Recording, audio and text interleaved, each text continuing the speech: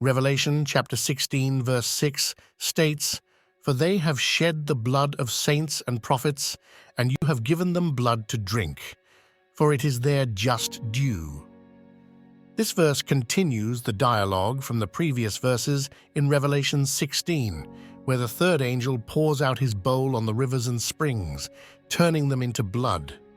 The angel of the waters then proclaims the righteousness of God's judgments, affirming that those who are suffering these plagues are receiving what they justly deserve.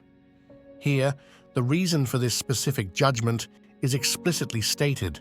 The afflicted have been guilty of persecuting and killing God's people, the saints and prophets.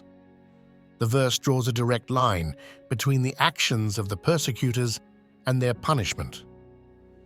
This reciprocal principle of justice, receiving in kind what one has given out, is deeply rooted in biblical teaching. It reflects the lex talionis, or the law of retaliation, which is part of the Mosaic law, encapsulating the idea that punishment should be fitting to the crime. By making the persecutors drink blood, God mirrors their sins back to them in a literal and symbolic way. This stark imagery is not merely a form of divine retribution, but also serves as a profound reminder of the sanctity of life and the serious consequences of sin. The blood, representing life that was taken from the saints and prophets, now becomes a curse rather than a source of sustenance. The judgment underscores the severity of taking innocent life and the inevitable justice that God brings upon those who do evil. From a theological standpoint, this passage teaches about the holiness and justice of God. God, as the creator and sustainer of life, holds individuals accountable for their actions, especially actions that lead to bloodshed and oppression of the innocent. His judgments are portrayed not as arbitrary, but as carefully meted out in response to human sinfulness, specifically against those who harm his followers.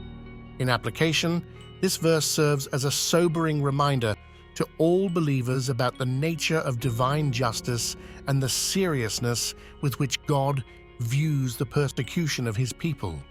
It calls for a reflection on our own actions and attitudes towards others, emphasizing that injustice and oppression will not go unnoticed or unpunished by God. It invites members of the faith to stand firm in their commitment to justice and to advocate for those who are persecuted. Moreover, the passage encourages believers to persevere in their faith despite opposition. Knowing that God is just and will avenge the wrongs done to his people can provide comfort and strength in times of trial and persecution. It affirms that martyrdom and suffering for the sake of the gospel are not in vain and that God will vindicate his own. Additionally, this text prompts believers to examine how they deal with their enemies. While it is natural to desire vengeance, the scripture calls for leaving judgment to God, who judges righteously. This means practicing forgiveness and praying for those who persecute the faith, following the example of Christ, who prayed for his executioners. For those involved in teaching and leadership within the church, this verse also serves as a stark reminder of the responsibility they bear. Leaders are called to guide their congregations in truth and righteousness, warning them against the kinds of behaviors that lead to such severe divine judgments. It is a call to lead by example, promoting a culture of life, respect, and justice.